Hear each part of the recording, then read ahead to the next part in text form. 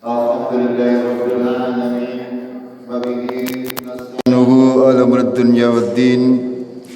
Asyhadu an la ilaha illallah wahdahu la syarika lah. Wa asyhadu anna Muhammadan abduhu wa rasuluh. Allahumma salli wa sallim wa barik ala Muhammadin wa ala alihi wa ala ashabihi ajma'in. Amma ba'd. قال الله تعالى في كتابه الكريم أعوذ بالله من الشيطان الرجيم يا أيها الذين آمنوا اتقوا الله وقولوا قولا سديدا يصلح لكم أعمالكم ويغفر لكم ذنوبكم ومن يطع الله ورسوله فقد فاز فوزا عظيما وقال رسول الله صلى الله عليه وسلم فإن خير الحديث كتاب الله وأحسن الحج هدي محمد صلى الله عليه وسلم وشر الأمور محدثاتها وكل محدثة بدعة وكل بدعة ضلالة وكل ضلالة في النار. Jamaah maghrib rahimakumullah. Marilah kita senantiasa memanjatkan syukur kepada Allah Tabaraka wa Ta'ala yang sudah memberikan rahmatnya kepada kita semuanya sehingga sampai hari ini kita masih diberi bermacam-macam nikmat, diberi kesehatan, diberi kesempatan, diberi kekuatan iman, kekuatan Islam, sehingga kita masih ikhlas di dalam menjalankan ibadah kita kepada Allah Tabaraka wa Ta'ala. Kita akan melanjutkan kajian kita tentang Al-Quranul Karim sebagai pedoman hidup kita agar supaya kita senantiasa mentadaburi Al-Quran, karena dengan mengimani, dengan mentadaburinya, insyaallah membuat hati merasa lebih tenang, hati merasa lebih tunduk patuh kepada aturan agama Allah, menerima semua ketentuan daripada Rabb kita dengan mudah, sehingga apapun yang terjadi kepada diri kita, apapun yang terjadi pada kehidupan kita di dunia, itu tidak akan menjadi halangan bagi kita atau tidak akan menjadi beban. Semuanya bisa kita hadapi dengan ringan, karena ketika kita sudah memahami hakikatnya, insyaallah kita bisa memahami segala macam kejadian yang menimpa kita dari perspektif yang benar.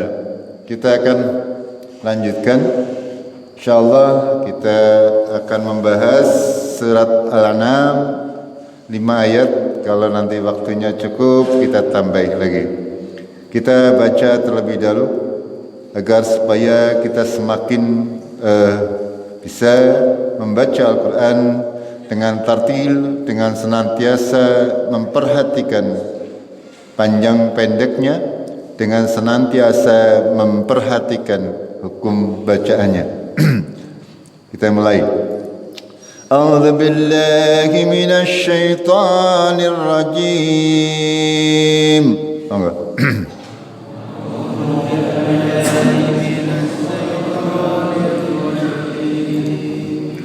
وَإِنْ يَمْسَسْكَ اللَّهُ بِضُرٍّ فَلَا كَاشِفَ لَهُ إِلَّا هُوَ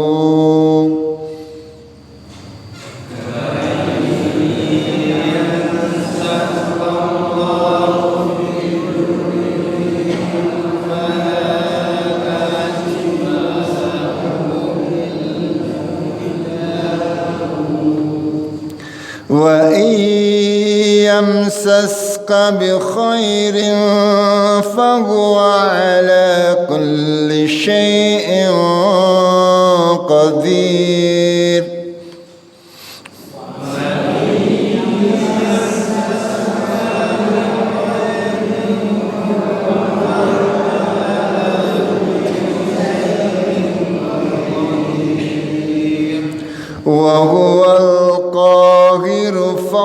عباده وهو الحكيم الخبير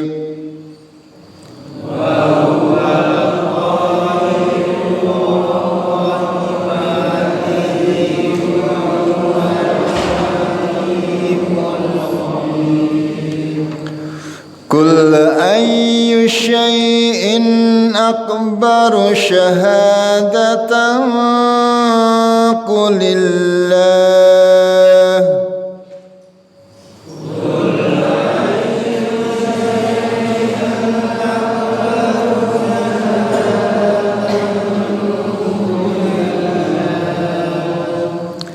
شهيد بيني وبينكم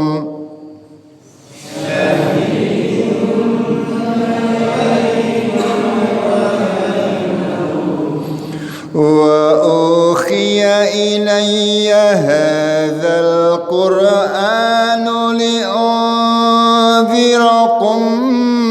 به ومن بلغ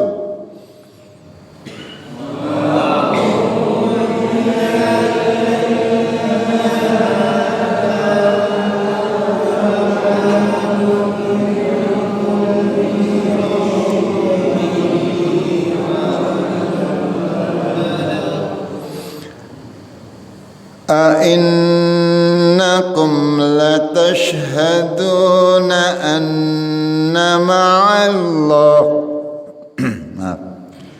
أئنكم لتشهدون أن مع الله آلهة أخرى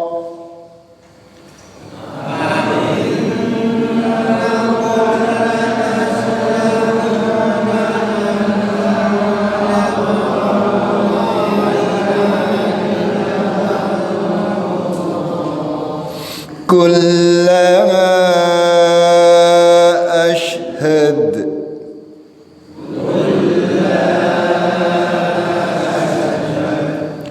قل إنما هو إله واحد وإنني بريء مما تشركون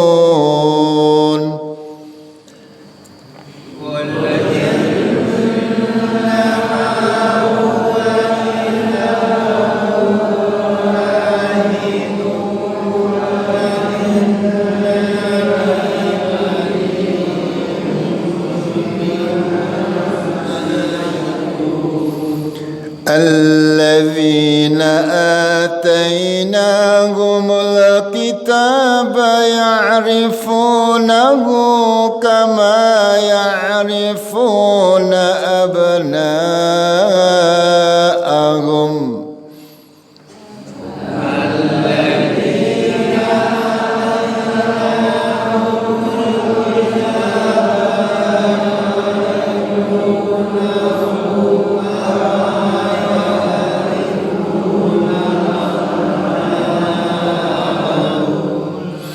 الذين خسروا أنفسهم فهم لا يؤمنون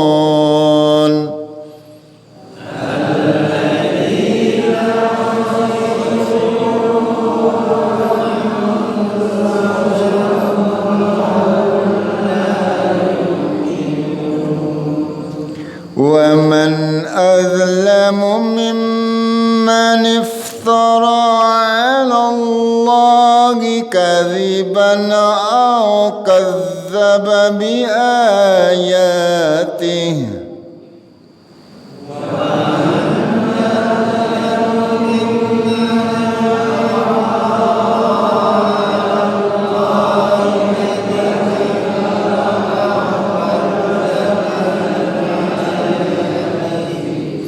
إنه لا يفلح الظالمون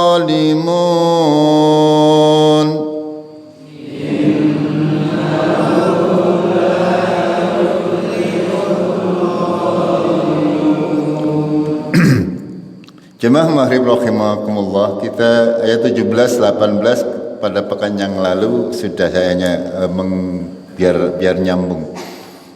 Ya, sekali lagi surat Al-An'am ini adalah suratul Makkiyah, surat yang diturunkan di Mekah sehingga banyak membahas terkait dengan akidah, terkait dengan kehidupan gaib, alam-alam akhirat yang dibicarakan di kebanyakan surat-surat yang turun di Mekah. Sehingga apa maksudnya Allah berbuat demikian? Karena apa? Karena yang diutamakan sebagai seorang muslim adalah memperkuat keimanannya. Bagaimana dia mengimani Allah dengan benar, memahami Allah dengan benar, memahami Al-Quran dengan benar, memahami Nabi SAW dengan benar, memahami kehidupan akhirat dengan benar. Makanya kebanyakan surat-surat yang diturunkan di Mekah itu membahas seputar akidah, seputar kekuasaan Allah, ya, seputar kehidupan akhirat dan sebagainya, terkait dengan akidah, terkait dengan kepercayaan, terkait dengan hal-hal yang gaib. Sementara secara umum ciri-ciri daripada surat yang diturunkan di Madinah, ya, adalah terkait dengan hukum-hukum syariat yang kita jalani hari ini. Allah berfirman, wa iyamsaskallahu bidurrin fala kashifa lahu illa huwa. Dan ketika Allah menimpakan kepada kalian dengan sebuah mudarat, maka tidak ada yang dapat menghilangkan mudarat tersebut kecuali Dia, kecuali Allah Tabarak wa ta'ala. Kebalikannya, wa iyamsaska bi khairin fahuwa ala kulli syai'in qadir. Jika Allah menimpakan kepada kita sebuah kebaikan, maka Dia maha kuasa atas segala sesuatu. Sebuah ayat yang semestinya menjadi akidah kaum muslimin, bahwasanya kebaikan dan keburukan itu semuanya adalah atas izin Allah Tabarak wa Ta'ala. Semua kebaikan atas izin Allah, semua keburukan juga sepengetahuan Allah.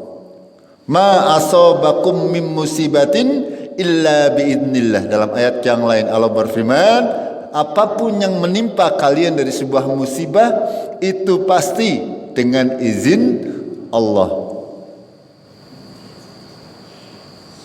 Makanya ketika kita mendapatkan mudarat ataupun mendapatkan musibah ataupun mendapatkan kebaikan, kita harus ingat, ketika ditimpa musibah itu semuanya adalah dari Allah. Agar supaya apa? Agar supaya kita diuji oleh Allah. Kaum muslimin itu orang yang paling beruntung, baik itu ditimpa musibah yang buruk maupun yang baik, semuanya berakibat baik. Kalau ditimpa buruk-buruk sabar, dia surga. Kalau ditimpa yang baik-baik bersyukur, surga. Jadi tidak ada yang tidak enak sebenarnya. Kita harus yakin bahwasanya setiap musibah yang menimpa kita adalah dalam rangka ada beberapa kemungkinan ketika kita ditimpa musibah oleh Allah Tabarak wa Ta'ala. Yang pertama adalah sebagai penebus daripada sebagai kafarat daripada dosa-dosa kita. Dalam sebuah hadis Rasulullah bersabda bahwasanya tidak ada kesusahan yang menimpa seorang muslim kecuali dihapuskan padanya sebuah kesalahan. Bahkan sampai misalkan panjenengan ketusuk duri bahasa Jawanya apa? Kecocok ya, kecocok geri. Itu saja adalah bisa menghilangkan dosa kita. Yang kedua adalah kemungkinan dengan musibah tersebut kita ditinggikan derajatnya. Gitu. Jadi kita semuanya berakibat baik. Asal kita faham, asal kita sabar. Semakin kita diuji oleh Allah Tabaraka wa Ta'ala, itu menandakan bahwasanya kita di mata Allah sedang mengalami peningkatan keimanan. Lagi senang-senang ngaji, dilala berdosa hilang misalnya. Diuji berdosa hilang. Ya. Atau misalkan ada yang lebih besar ceritanya, banyak ya, ketika seorang mau hijrah menempuh jalan sunnah yang tadinya backgroundnya adalah dari kalangan orang-orang yang memperbolehkan segala sesuatu, ya, lalu dia hijrah ke jalan sunnah, ini ujiannya luar biasa. Bahkan dari keluarganya kadang dimusuhi. Ini terjadi, ini ujian. Itulah. Kita tinggal istiqomah atau tidak. Ketika kita sabar, Allah pasti akan memberi yang terbaik. Akan tetapi ketika kita ragu-ragu, ya tidak akan mendapatkan. Seorang yang hijrah tapi setengah-setengah. Ya, hijrah tapi setengah-setengah. Kembali ke jalan yang benar tapi tidak total. Ya, salat misalnya atau beribadah yang lain, akan tapi masih suka berbuat kemaksiatan di luar sana. Itu tidak akan merubah, ya. Atau yang lebih berat lagi, misalnya ada seorang yang hijrah dari agama lain masuk ke agama Islam, ini luar biasa. Ujiannya luar biasa, bahkan ya mungkin sampai nyawa taruhannya. Itu. Semakin ya kita diuji oleh Allah, itu menandakan bahwa kita semakin diangkat derajatnya oleh Allah. Mudah-mudahan ya kita semuanya angger sing ayem-ayem bae, malah mencurigakan gitu. Takutnya kita masuk ke alam akhirat, masuk ke kubur kita menghadap Allah dalam keadaan banyak membawa dosa. Itu karena tidak pernah diuji di dunia, ya oleh Allah istilahnya lagi diunda dijorna ngono kondosane. Iya, semakin banyak menghadap Allah dengan banyak membawa dosa-dosa dan kesalahan. Makanya ketika ada orang yang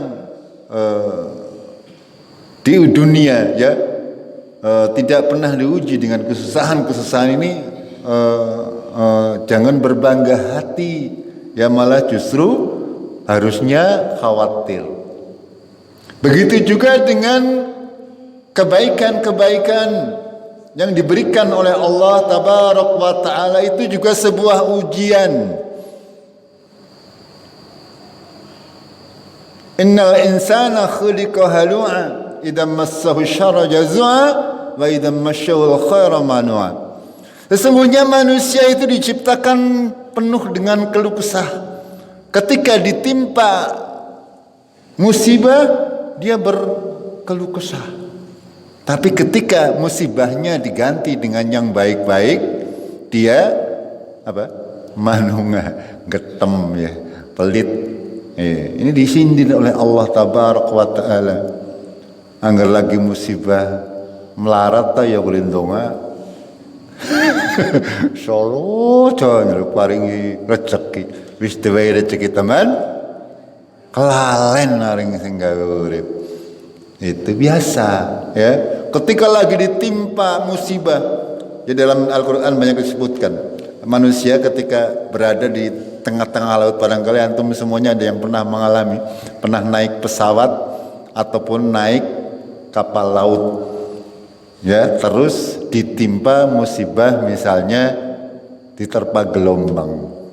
Di sana sudah tidak ada yang diingat-ingat kecuali Allah Tabaraka wa Ta'ala. Tapi anggur selamat teng darat, kelalen maning.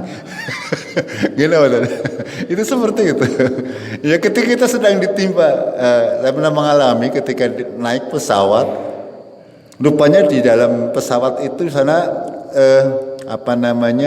seolah-olah dalanannya bodol. Seolah-olah ketika kita naik pesawat ternyata ya ada keadaan-keadaan tertentu yang membuat kita tidak nyaman. Ya, seolah-olah itu sedang berjalan di atas, kalau di sini jalan bodol. Ya kalau di angkasa sana ya berarti barangkali ya mungkin sedang terjadi badai, awan dan sebagainya. Ya. Dan menghadapi peringatan dari pilotnya, dari pramugarinya, ya, agar supaya mengencangkan ikat pinggang. Ini sudah, ya kalau sudah seperti ini, ya semua manusia itu tahu bahwasanya yang bisa menolong itu hanyalah Allah. Tapi begitu mendarat di bandara ya wis kelalen kabeh. Itu seperti itu, ya. Ini ya tafsir daripada ayat yang ke-17. Lalu Allah melanjutkan wa huwal qahiru fawqa ibadih. Ya, dia di atas semua hamba-hambanya. Dia berkuasa atas semua hamba-hambanya. Wa huwal hakimul khabir, dan dia maha bijaksana dan maha mengetahui. Ini termasuk asma-asma Allah. Seperti yang sudah kami sampaikan. Ya, di dalam ciri-ciri suratul Makkiyah adalah Allah mengajari kita untuk mempunyai akidah yang benar tentang Allah, tentang zat yang menciptakan kita, tentang zat yang menguasai hidup kita, tentang zat yang menciptakan alam semesta ini. Dia, Allah, adalah zat yang di atas hamba-hambanya dan maha bijaksana lagi maha mengetahui. Allah tahu siapa yang pantas untuk diberi rezeki. Allah tahu siapa yang tidak pantas untuk diberi rezeki. Makanya hubungannya dengan ayat yang ke-17 itu seperti itu. Siapa yang pantas oleh Allah dianggap pantas. Kok jatahe sedina 10.000. Angger lebih ora pas. Itu seperti itu ya. Kok jatahe sedina 50.000, kok jatahe 100.000, kok jatahe dina kiye lagi ora duwe. Ya gampangannya seperti itu. Semuanya ya itu dengan kebijaksanaan Allah dan kemaha mengetahuinya Allah. Itu makanya apapun keadaannya kita tidak boleh ngerasulah. Itu karena pasti itu semuanya sudah diketahui Allah dan itu semuanya dengan kebijaksananya Allah. Sehingga kita harus memahami setiap kondisi yang kita hadapi itu semuanya ada hikmah di balik sesuatu yang kadang kita tidak menyukainya. Ngasa an takrahu syai'an wa huwa khairul lakum wa asa an tuhibbu syai'an fa huwa syarrul lakum, dalam suratul Baqarah. Barangkali kata Allah, di balik sesuatu yang kalian benci ada kebaikan. Di balik sesuatu yang menurut kalian baik ada keburukan. Contoh yang mudah apa? Duit 1 miliar. 1 miliar kata teman duitnya kayak apa ya ora ngerti. Ini andai-andai saja. Ya, semua orang menganggap duit 1 miliar baik mboten? Semua manusia kira-kira. Baik ya. Tapi Allah tahu. Ya, di balik duit 1 miliar ini nanti bisa membuat, kalau diberikan kepada panjenengan, barangkali membuat panjenengan celaka fid dunya wal akhirah. Ngene mboten? Nggih, ya, tambah duit 1 miliar baik, gampangane sudah datang prahara. Kalau yang laki-laki wis mulai gelet, larak melirik maning nggih. Ibu-ibu langsung aduh aku ya itu seperti itu contoh, ini contoh saja, contoh mudah saja ya. Ketika kita membaca kalimat-kalimat Allah semuanya mengandung hikmah. Kita lanjutkan. Kul, katakanlah, ayu syai'in akbaru syahadah. Siapa yang lebih besar persaksiannya, lebih benar persaksiannya daripada Allah maksudnya. Ya, makanya lanjutannya kulillah, katakanlah Allah. Allah yang lebih besar, maha besar segalanya. Sehingga Allah lah yang menjadi saksi atas segala sesuatu. Lalu dalam lanjutannya Allah berfirman, syahidun baini wa bainakum, menjadi saksi antara kami dan kalian, antara aku dan kalian. Menjadi saksi antara Rasulullah dan orang kafir Quraisy pada saat itu. Menjadi saksi antara orang Islam dengan orang non-Islam. Menjadi saksi antara saya dengan panjenengan. Gitu. Islam, orang kaum muslimin menjadi saksi orang seluruh dunia. Rasulullah menjadi saksi kita nanti. Itu maksudnya. Ya, menjadi saksi bahwasanya Rasulullah sudah menyampaikan Al-Qur'an, ya. Dan ketika orang di luar Islam itu mereka nanti di yaumul kiamah ngeles, sudah ada saksinya orang-orang yang beriman di kalangan kaum muslimin. Lalu Allah melanjutkan, wa ukhiya ilayya, dan sudah diwahyukan kepadaku hadal Quran, Al-Quran ini, liundzirakum bihi, agar supaya aku memberikan peringatan kepada kalian dengan Al-Quran, waman balag, dan kepada orang-orang yang sampai kepadanya Al-Quran. Balag nih, balag itu balago. Kalau panjenengan mendengar kalimat mubalik ini asalnya dari ini, ya. Balagom itu menyampaikan, mubalik berarti orang yang menyampaikan. Itu seperti itu. Sesungguhnya kata Allah, bahwasanya Al-Quran ini diturunkan untuk apa? Untuk memberi peringatan kepada di sini berarti kaum kafir Quraisy, karena pada saat itu yang disampaikan risalah pertama adalah mereka. Dan juga orang-orang yang sampai kepadanya Al-Quran. Siapapun orangnya yang sudah sampai kepadanya keterangan Al-Quran, ini berarti yang dimaksud, yang tertera dalam kalimat ini. Ini juga menjadi dalil bahwasanya ketika panjenengan sudah menerima, mendengarkan Al-Quran, itu adalah panjenengan wajib untuk memberi peringatan. Sudah barang tentu sesuai dengan kemampuannya sendiri-sendiri. Yang mampu untuk banyak orang, ya silakan banyak orang. Yang mampunya hanya sekeluarga, ya silakan hanya sekeluarga. Tapi ini dalil, ya, bahwasanya tugas menyampaikan risalah, Rasulullah sudah menerima tugas dari Allah Tabarak wa Ta'ala untuk menyampaikan Al-Quran kepada orang kafir Quraisy pada saat itu. Lalu di antara orang Quraisy ini ada orang-orang yang beriman kepada Rasulullah sallallahu alaihi wasallam, yaitu para sahabat beliau. Ketika Rasulullah sallallahu alaihi wasallam wafat, berarti tugas penyampaian, tugas mubaliknya jatuh kepada para sahabat. Lalu para sahabat mengajarkan kepada orang-orang. Itu generasinya berlanjut terus sampai kepada kita, sampai kepada saya, dan saya menyampaikan kepada panjenengan. Itu urutannya seperti itu. Semuanya harus berkelanjutan.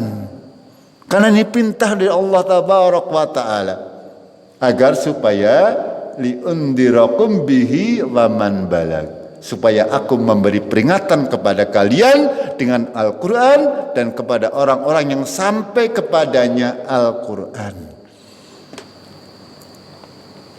Lalu Allah melanjutkan, "A'innakum latashhaduna anna ma'allahi alihatan ukhra?"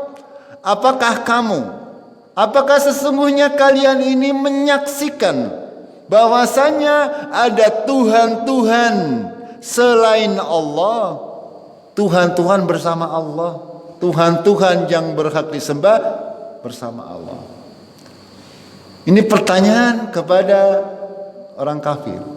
Apakah kalian menyaksikan, bersaksi bahwasanya ada zat-zat, ada makhluk-makhluk yang mempunyai pengaruh selain daripada Allah, atau mungkin bersama Allah? Itu contohnya sangat banyak, ya. Banyak manusia menganggap bahwasanya Allah itu butuh pembantu. Allah tidak butuh pembantu. Ketika mau mengabulkan, ya, mau mengabulkan doa, kamu tidak akan mungkin bisa minta langsung kepada Allah, harus lewat perantara. Itu misalnya seperti itu. Banyak akidah-akidah yang menyimpang seperti itu. Ini sama saja menjadikan mangallah alihatan ukhra, menjadikan bersama Allah Tuhan-Tuhan yang lain. Apakah kamu menyaksikan? Ini kalimat sindiran dari Allah. Lalu Allah melanjutkan, "Qul, katakanlah, la asyhadu, aku tidak menyaksikan bahwasanya ada Tuhan-Tuhan selain Allah. Asyhadu alla ilaha illallah." Yang persaksian kita kaum muslimin adalah asyhadu alla ilaha illallah, tidak mensaksikan bahwasanya ada Tuhan selain Allah yang berhak disembah. Tapi kita bersaksinya tidak ada Tuhan selain Allah yang berhak disembah.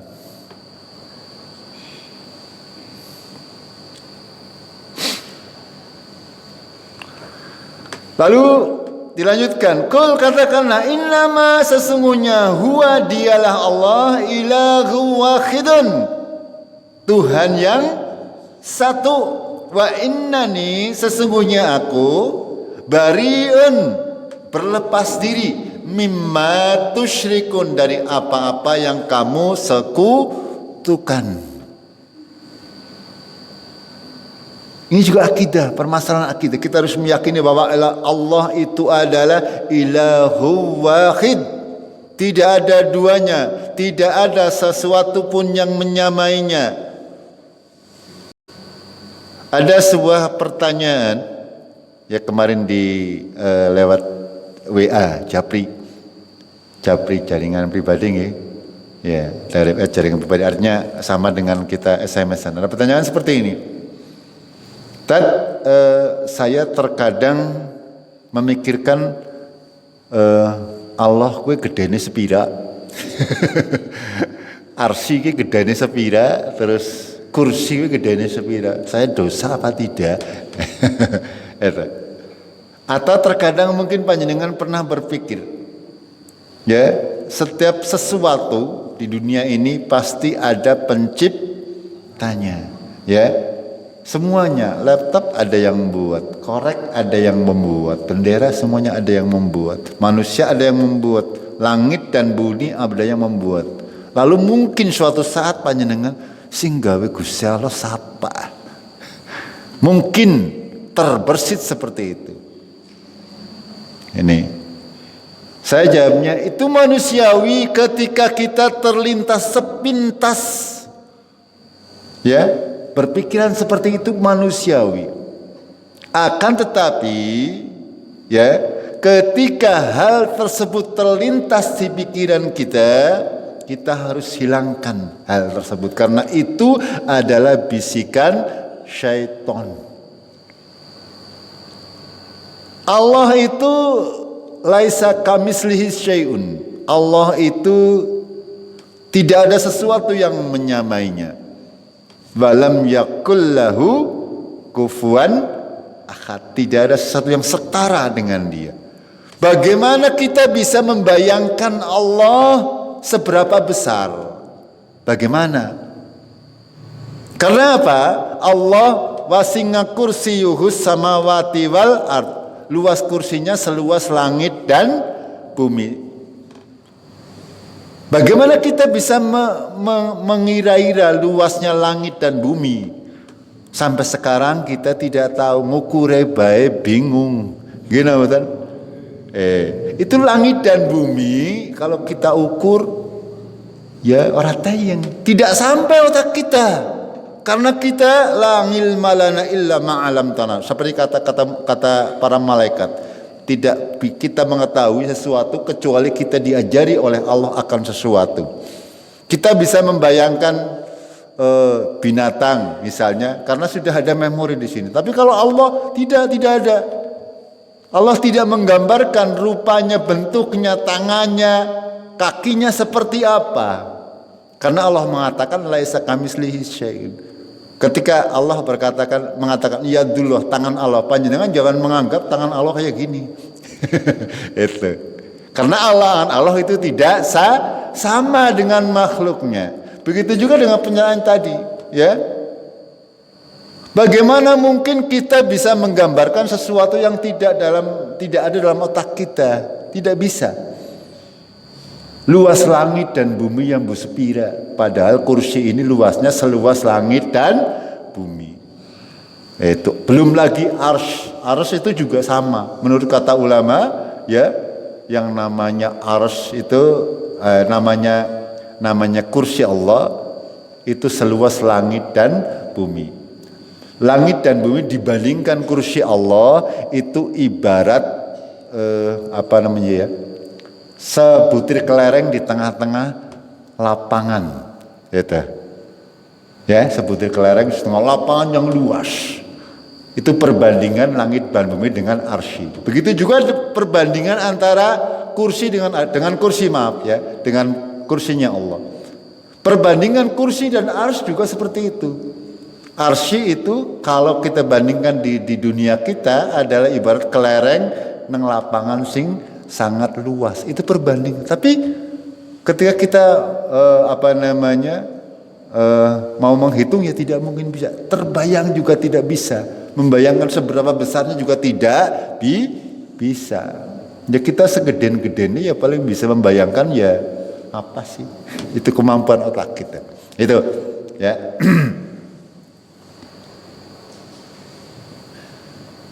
Sehingga kita harus senantiasa meyakini hal-hal tersebut tanpa perlu mempertanyakan bagaimana. Ar-Rahmanu 'alal 'arsy istawa. Dialah Ar-Rahman yang Maha Pemurah. Dia bersemayam di atas arsy. Itu sebuah ayat Al-Qur'an. Dia bersemayam di atas arsy. Jangan tanya bagaimana dia bersemayam. Kita meyakini bahwa Allah berada di atas arsy. Tapi bagaimana caranya dia berada di atas arsy tidak boleh kita tanyakan. Karena kita tidak mungkin akan mendapatkan jawaban. Begitu juga dengan kalimat tadi. Siapa yang menciptakan Allah? Ini tidak boleh kita terus-teruskan. Ya, untuk mengusik hati kita. Lama kelamaan kita menjadi seorang ateis atau orang komunis yang tidak mengakui adanya Tuhan. Itu seperti itu. Kita cukup mengetahui Allah dari ayat-ayat yang bisa kita raba dari Al-Quran dan dari ayat-ayat kauniyah yang ada di sekitar kita. Itu menandakan bahwasanya ada Allah Tabarok wa ta'ala. Allah itu wujud, ada wujudnya. Seperti apa? Wallahu a'lam. Tidak ada sesuatu pun yang menyamainya.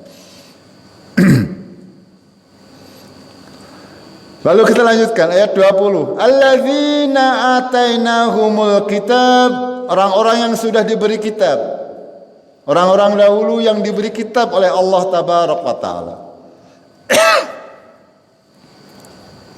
Ya, orang Yahudi, orang Nasara, orang-orang zaman dahulu, ya. Disebutkan oleh Allah Subhanahu wa taala, ya'rifunahu, mengenal Rasulullah Muhammad sallallahu alaihi wasallam, kama ya'rifuna abna'ahum, sebagaimana mereka mengenal anak-anak mereka. Itu. Mengenal anak-anak mereka berarti apal nih panjenengan karo anak apal mbok.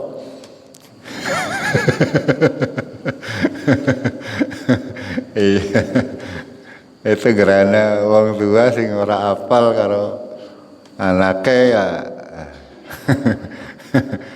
Ya kalau masalah ya apa namanya ya yang lain-lain boleh tidak apal. Ngertakoni lahirnya tahun pira mah keseng kelalen. Termasuk saya. Artinya apa? Kita apa namanya? Otomatis kita mengenal luar dalam anak-anak kita, ya. Kekurangannya, kelebihannya, kita mengetahui ciri fisiknya dari mulai ujung kepala sampai ujung kaki, kita apa namanya mengenal. Itu. Mengenal anak-anak kita. Maka disampaikan oleh Allah, orang-orang yang diberi kitab zaman dahulu itu mengenal Rasulullah, mengenal Muhammad sallallahu alaihi wasallam sebagaimana mereka mengenal anak-anak mereka. Baik rambutnya seperti apa, fisiknya seperti apa, tingginya seperti apa, kebiasaannya apa, di tangannya ada apa, ada tanda apa, itu semuanya disebutkan di dalam kitab-kitab sebelum Al-Qur'an. Sehingga di sini ya apa namanya Allah mengatakan demikian, alladzina atainahumul kitaba ya'rifunahu kama ya'rifuna abnahum. Ini sebagai akidah ya kepada kita bahwasanya segala wahyu yang diturunkan oleh Allah itu semuanya pada intinya hakikatnya adalah sama, dakwah yang disampaikan juga sama, intinya satu, agar supaya kita menyembah kepada Allah dengan tidak mempersekutukan segala sesuatu. Pada intinya itu sama. Lalu Allah melanjutkan, alladzina khasiru anfusahum, orang-orang yang merugikan dirinya sendiri, fahum la yu'minun, maka mereka tidak beriman. Tidak beriman kepada Al-Quran, tidak beriman kepada Nabi Muhammad sallallahu alaihi wasallam, tidak beriman kepada Islam. Mereka adalah orang-orang yang merugikan diri sendiri.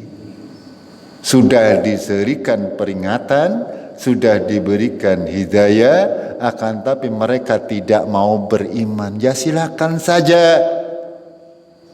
Tidak ada yang dirugikan kecuali diri sendiri. Makanya di sini dikatakan orang yang rugi orang-orang yang tidak beriman. Menumbuhkan keimanan ini yang luar biasa, ya.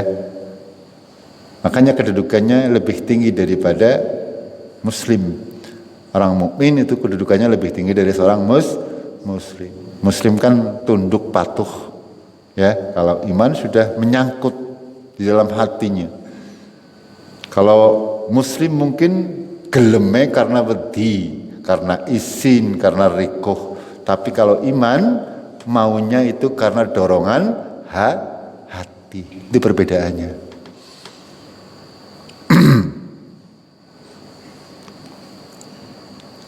Ayat yang dulu satu. Waman adlamu mimman iftara 'ala Allahi kadiban.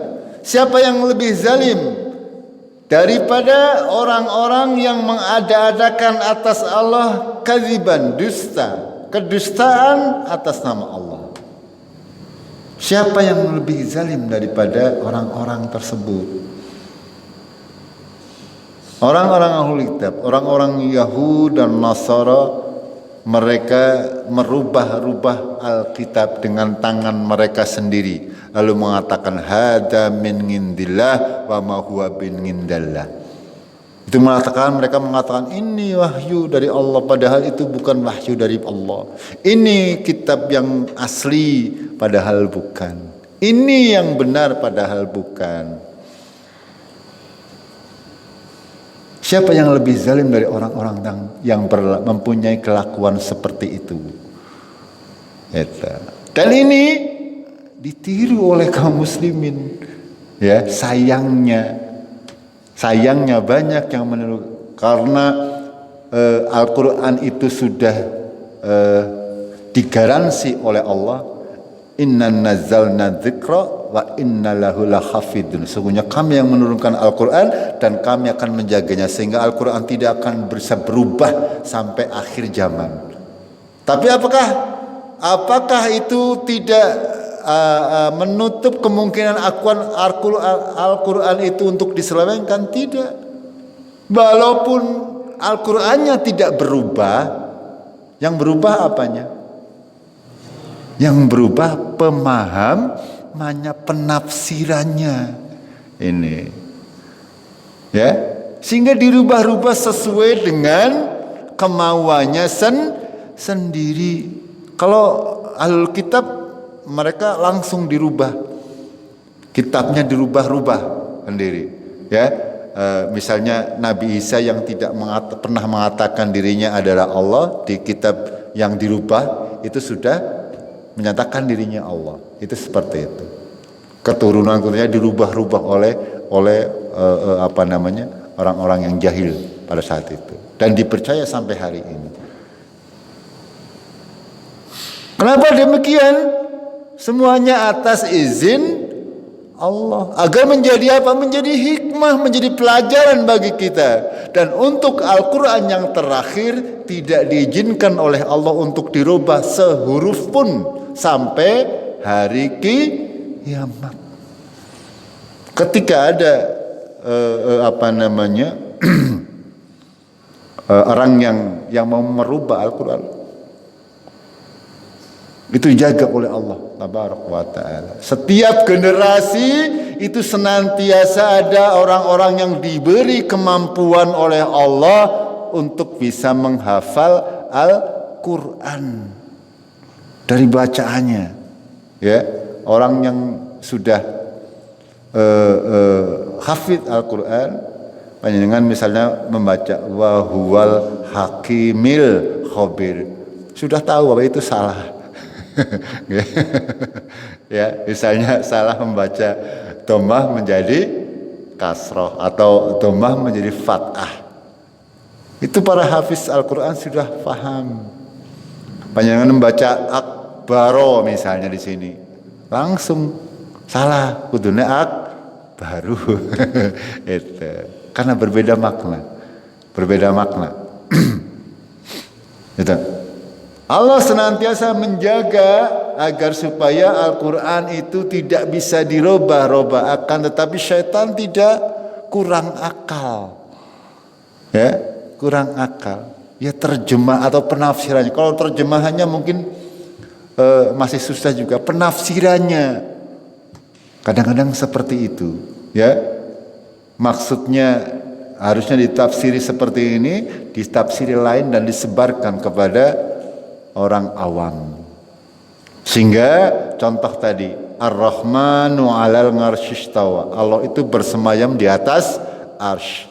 Orang-orang yang di hatinya ada penyakit mengatakan bahwasanya, kenapa Allah harus bersemayam? Berarti Allah butuh tempat. Allah itu adanya di mana-mana, kata mereka.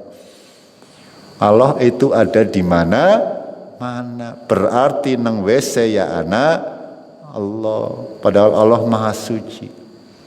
Ini contohnya, ya, salah penafsiran yang membuat orang itu membuat ini iftara ngalallahi kadiban, membuat-buat kepada Allah sebuah dusta.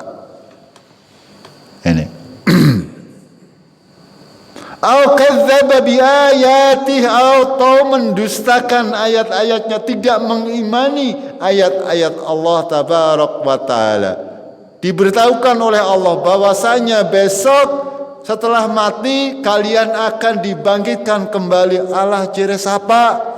Jawabannya, orang ngandel wis mati ya wis, ora urip maning ora. Itu mendustakan ayat Allah. Atau tidak mengakui kenabian Rasulullah termasuk mendustakan ayat-ayat Allah. Atau tidak mau menjalankan ibadah salat, itu termasuk mendustakan ayat-ayat Allah. Durhaka kepada orang tua termasuk mendustakan ayat-ayat Allah. Artinya tidak mengimani ayat-ayat Allah, tidak mematuhi perintah-perintah yang ada di dalamnya.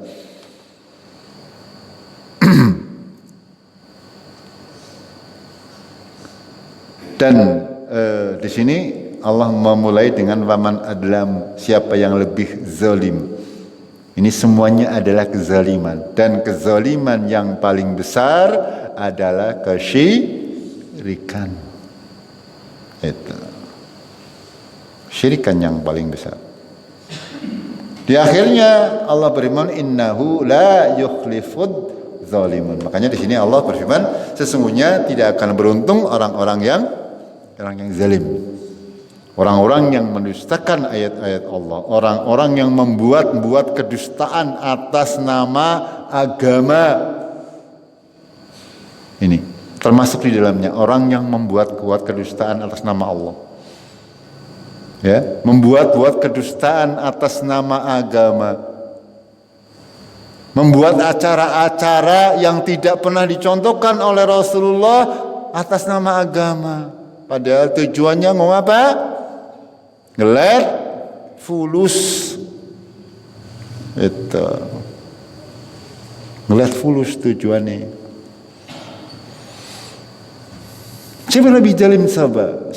Seandainya, ya gampangannya, orang yang dipercaya mengelola masjid kayak saya, banyak uang yang masuk. Alhamdulillah. Kemarin saya buka WA, ngerti-ngerti klonang bana 10 juta wong awe kena membayar AC. Kalau yang dipercaya itu ya orang yang tidak amanah, ya saya diam saja. 10 juta tak enggak plesir. Ini termasuk di dalamnya ya, iftara ngalallahil kadhiba. Saya mencari nafkah atas nama agama ya. Orang sudah terlanjur percaya dengan saya, transfer orang nganggo takon. Itu berarti saya sudah mengatasnamakan agama. Kalau saya sampai menyelewengkan uang tersebut, ini masuk dalam ancaman ini. Waman adlamu mimman iftara 'alallahi kadiban. Siapa yang lebih zalim? Padahal ini dosanya lebih besar dari kesyirikan bahkan. Karena kesyirikan yang adalah kezaliman yang paling besar. Makanya ini sangat berhati-hati. Mengatasnamakan agama kok mencari dalam rangka mencari keuntungan pribadi, ini luar biasa. Tapi ya bondene seperti itu. Ya kita kelas balik di Indonesia ini, ya sing korupsinya paling akeh justru Departemen A ngelus dada. Itu ya panjenengan masih ingat ya, dana haji, dana talangan haji dikorupsi, dana pengadaan Al-Quran dikorupsi. Nah ngudu bila tidak pernah membaca ayat-ayat Allah, sehingga ketika melangkah adalah orang wedi. Ini perkara yang banyak juga ya di kalangan kita ya, karena akidahnya tidak lurus sehingga sangat mudah untuk diselewengkan. Itu saya melihat di media internet ya, di Jawa Timur ada orangnya kucel, pakaiannya cuma pakai celana, ininya tidak pakai baju, tidak pernah pakai baju, tidak pernah mandi barangkali. Kata mereka itu adalah wali Allah. Apapun yang dikatakan oleh orang tersebut Seolah-olah itu adalah sabda Nabi Muhammad sallallahu alaihi wasallam. Saya pikir gemblung kaita. Sing mulang yang gemblung, sing ngaji ya gemblung. Ya. Orangnya tidak pernah mandi, hanya pakai celana pendek, tidak pakai baju, ya. Tapi apapun yang dia katakan seolah-olah adalah sabda Nabi, diikuti. Orang pere-pere sing mengikuti, bahkan pejabat banyak. Yang diciumi, tangannya diambungi. Astagfirullahaladzim. Ini permasalahannya apa? Akidah. Permasalahannya akidah. Akidahnya lemah. Ini. Jamaah rahimakumullah, sampai di sini, sampai ayat yang ke-21 ya. Mudah-mudahan semakin bisa menambah pemahaman kita, keimanan kita. Yang terakhir, kemarin pertanyaan yang kemarin tentang air kencing bayi, khususnya yang belum dalam fikih kita mengenai air kencing bayi itu adalah yang belum mengkonsumsi makanan selain air susu ibu. Kalau yang sudah mengkonsumsi makanan selain susu ibu itu sudah najis berat, artinya perlakuannya sama dengan air kencing kita. Tapi kalau yang masih hanya minum air susu ibu, itu kalau itu bayinya laki-laki, cara membersihkannya termasuknya itu adalah najis ringan. Makanya cukup dipercikan air, tidak perlu dicuci. Tapi berbeda dengan bayi perempuan. Air kencing bayi perempuan dihukumi sama dengan air kencing pada umumnya. Gitu. Begitu juga ya.